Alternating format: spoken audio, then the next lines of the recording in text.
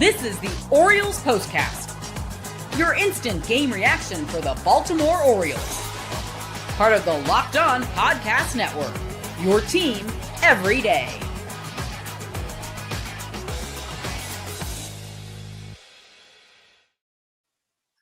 Good evening, everyone, and well wishes to you on this Tuesday night. Luke Slaybaugh here on the Baltimore Orioles POSTCAST.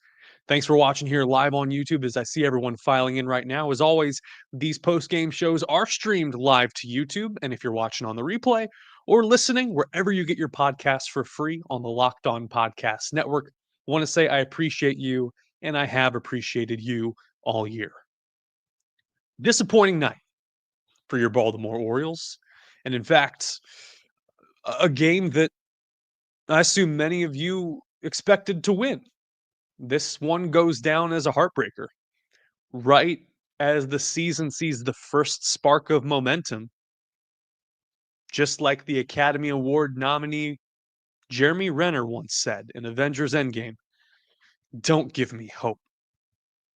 A chance to make it 4 in a row, win a series, get some more momentum and swagger back, ends in a puddle of hopes and dreams on this rainy Tuesday night at Camden Yards. Final score, the St. Louis Cardinals 7 and the Baltimore Orioles 4. For a second there, it looked like the O's could pull it out, that they could hang on to a lead in the late innings. However, it was not to be due to the latest bullpen implosion. Time to reveal where the game was won or lost. It's the turning point.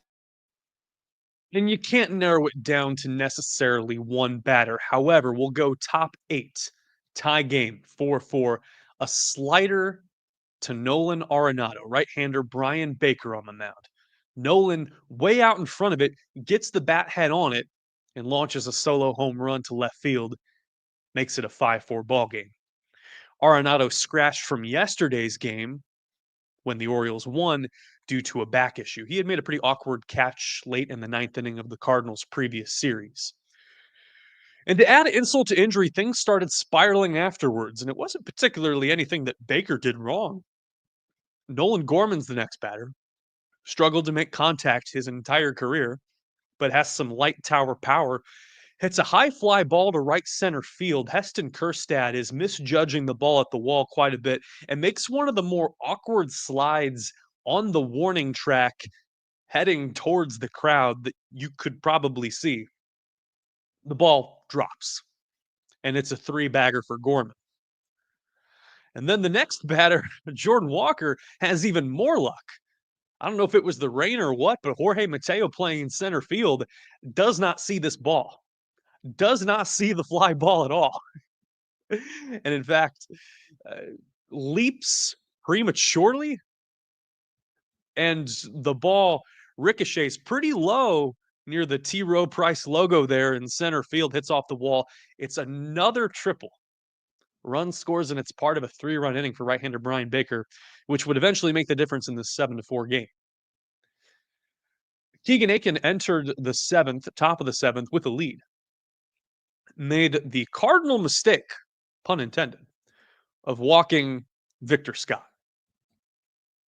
Victor Scott is to the Cardinals in terms of speed and base running what Jorge Mateo is to the Orioles.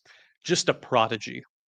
And he's also got a glove and makes better contact and has a better hit tool than Jorge does.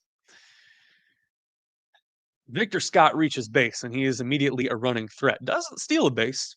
Lars Nootbaar hits a single and is thrown out trying to extend it into a double. Victor Scott, meanwhile, goes first to third. So there's a runner on third with 1 out and a 1-run lead. Fortunately, Akin can't get out of it. Gives up an RBI single to Mason Wynn, the next batter. Slider low and in. Competitive pitch. Wynn muscles it out there. It's a 4-4 ball game.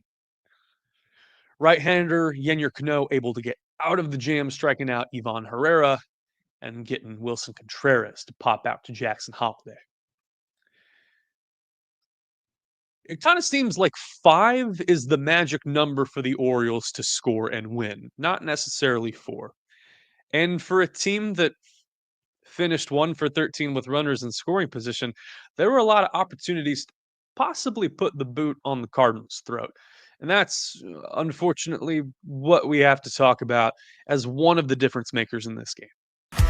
This is what you'll be talking about. We've talked about this all year, right? Runners in scoring position. And Ryan O'Hearn's 3-run blast was probably the one hit that could quell all those concerns and have fans shrug it off as, it's not a big deal. To the Cardinals' credit, right-hander Andre Pallante came out challenging O's hitters. He was effective with his knuckle curve, got ground balls. He was as advertised and started out throwing a gem. The Orioles had several opportunities to get runs across the board. And if it not for a couple of Cardinals' mental miscues and poor performances in the field, maybe the O's don't get any runs before O'Hearn hits his 3-run jack. Probably their best opportunity early on in the game was bottom of the third. Started out with Heston Kjerstad striking out on 3 pitches, Pallante's knuckle curve being the final dagger. Kjerstad's got to figure it out, likely in Norfolk. When Colton Cowser returns, this could spell a big mental rehabilitation stint for Heston Kjerstad. And this has been a safe space for Kjerstad truthers all season. He was given the keys to figure it out. It's not ready. Jackson Holliday singles with 2 outs, steals second base. Ramon Urias walks. Unfortunately, Gunnar Henderson weakly puts the ball in play, grounding out to second base. 19 pitches against Pallante. Really good approach at the plate, came up a bit short. Even more so the next inning, bottom 4, Ryan Mountcastle goes opposite field on a hanging curveball, a double, 110 miles an hour off the bat. 2 really well-stroked doubles by Mountcastle tonight. Ryan O'Hearn works a walk. Dylan Carlson reaches on a fielder's choice. Alec Burleson at first base misfires. O'Hearn is safe at second base. So you got bases loaded, no outs, and Jorge Mateo at the plate. Just put the ball in play. Do anything. It's not the Jorge way. Heston Kjerstad almost grounds out into a double play. 4-6-3, but the relay throw by Mason Wynn bounce doesn't get there in time. Kjerstad reaches safely. And then Chadwick Trump, third string catcher, recalled from Norfolk yesterday, as an end to the Cooper Hummel era, where we finally got his name right. First pitch swinging, and don't blame him at all. Wanted to go oppo, nice juicy pitch on the outside part of the plate. Man, read the room. See some more pitches. And that was my first case of Trump derangement syndrome this season. Chadwick Trump, by the way, born in Oranjestad, Aruba, and the 6th Aruban baseball player in Major League history, Aruban born. Xander Bogaerts, as you well know, is the big headliner, probably the most successful baseball player out of Aruba. He has hit more home runs against the Orioles than any other team in his career. He's now in San Diego, was with the Red Sox for a long time. Now read the rest of this list. Sidney Ponson, Calvin Maduro, Gene Kingsale, Radimus Dykov, and Chadwick Trump. Those final 5 players, what do they all have in common? They've all played for the Baltimore Orioles. So 80% of Aruban-born players are Baltimore Orioles at some point in their career. That is fascinating. Something about the island country to the south. In praise of Ryan O'Hearn, we got to talk about his 3-run home run that made it a 4-3 ball game and gave us hope in this one. 1 out in bottom of the 5. Ramon Urias hits an infield single, and this is something that's got to drive Cardinal fans up a wall. This is not the first time Nolan Arenado's done this at third. Slow tapper. If Nolan charges, he can get Urias. Like, this is a Gold Glove third baseman who is starting to dwindle past his prime, it looks like. But he's sat back on a couple of ground balls the last few years, to be honest. Urias beats it out. There's no throw. It's not contested. Henderson walks. Both runners advance on a balk by Andre Palante. The right-hander can't get one of his cleats out of the dirt. This is the drizzle coming down, which picked up considerably over the course of the game. Doesn't fire the ball. On MLB Game Day, it read as ball in dirt. Ball never made it out of his hand. So 2 runners in scoring position. Ryan Mountcastle, who to this point has 2 extra base hits, strikes out looking. Ball on the outside edge of the plate. Thank goodness Ryan O'Hearn came through with his 3-run jack. Snaps an 0 for 9 with runners in scoring position for the team and made it 4-3. Coming up, we'll review Tomoyuki Sagano's performance. Right-hander finished very strong. And some praise for Tony Mansolino. He now is 4-7, I believe. As Orioles manager, it could have made it 5-6 today. If they'd have pulled this out, he'd have been 1 game under 500 as the O's manager, interim manager, that is. Couple of moves that paid off, seemed smart. Stick with us. We got some good stuff to talk about here on the Locked On Orioles postcast. Want to give a shout out to the sponsor of the show, and that's Supply House. Get the supplies you need from the site made for the skilled trades. That's Supply House. Whether you're in plumbing, HVAC, or electrical, Supply House is the reliable way to order products online. Their easy-to-use website is packed with helpful resources and the latest product info to help you get the job done right. Plus, with a complete inventory of over 200K parts from 400-plus top brands, you'll find exactly what you need delivered fast from coast to coast. If you need help with an order, Supply House offers expert support and industry-leading service, so you'll always talk to a real person. And for trade pros looking for an extra edge, their free Trade Master program offers exclusive perks like a dedicated phone line, free shipping, and discounts on every order. Thousands of skilled professionals are already taking advantage, and now it's your turn. Join the Trade Master program today at supplyhouse.com/TM and start ordering plumbing, HVAC, and electrical supplies with just a few clicks. Plus, use promo code SH5 for 5% off your first order. That's supplyhouse.com. Let's take a look at the comments section here on YouTube. Eric Love did not like me slandering, or maybe he was laughing at me slandering Jorge Mateo. Just not a clutch hitter. Certainly had the had a single tonight. He taps. He taps the ball very lightly. TH says seemed like we had a lot of chasing going on tonight. Certainly looked like.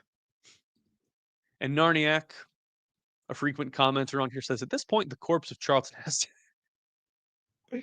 Charlton Heston could help the Orioles more than Heston Kjerstad. Oh. Ben-Hur, rest in peace. Okay. What were we talking about again? Oh, yeah, 7-4 loss at the hands of the Cardinals. In defense of Tomoyuki Sagano, he left with the lead and he finished strong. Kind of had this Houdini act getting out of the first inning. 30 pitches in the rain, 4 hits, just 1 run scores. That was the leadoff man, Lars Nootbaar. Was hanging a lot of his breaking pitches, and that was what got him against Lars Nootbaar there in the top of the second. 2-run home run made it a 3-0 ball game. Cutter up in it. Relatively quiet, top of the third, gave up a 2-out hit to Nolan Arenado. No harm, no foul. And his best inning, probably the top of the fourth. 1, 2, 3, 11 pitches, 2 groundouts by Jordan Walker and Victor Scott. Struck out Nootbaar on the splitter outside. Goes on to set down 7 batters in a row, and that was snapped by Alec Burleson, leading off the top of the 6th with a double. Then Sagano gets Arenado to fly out to right field, and he's lifted after 5 1/3. Final line for Tomo, it's 3 earned runs over those 5 1/3 innings, 8 hits, 3 strikeouts, no walks, and the ERA sits at 3.23. What followed afterwards impressed me, and at the time I tweeted that Tony Mansolino might have been out managing Ollie Marmol. from the St. Louis Cardinals dugout. Puts in Gregory Soto to face Nolan Gorman and Jordan Walker, neither of whom hit lefties particularly well or hit well at all. Both former first rounders drafted by the Cardinals who have oodles of talent. Jordan Walker, in particular, just has the makeup of a star. I believe he's from Georgia. Met him at winter warmup 2 years ago, and he just oozes star charisma. And my God, 2 years later, almost 2.5 years later, it looks like the Cardinals might have ruined him or wrecked him. No say. And to Mancelino's credit, this was exactly the move that gave me some hope in his maneuvering skills. Strikes out Gorman on the slider low, Soto does. Gets the same pitch to get Jordan Walker. Gregory Soto's got that closer mentality. He's really done well with inherited runners for the most part as an Oriole. And kept Sagano in line for the win. We also saw the debut of right-hander Yarmil Geraldo. It was towards the end of that ugly top of the eighth in relief of Bryan Baker. With a runner on third base, he initially gave up a single to Mason Wynn, made it a 7-4 ball game. And then battles against Ivan Herrera, likely the Cardinals' best hitter. A 10-pitch battle, strikes him out on a slider low and in. And those first couple batters sample size, it was not inspiring. Nothing particularly challenging in terms of velocity and break from Geraldo. And given the way that Orioles have pitched this year, generally speaking, my first thought was this guy might get feasted on. That wasn't a super high leverage spot, but he gets the ninth, and the velocity starts playing up, and he gets a 1-2-3 inning. 8 pitches. Gets Wilson Contreras out, Alec Burleson, and Nolan Arenado.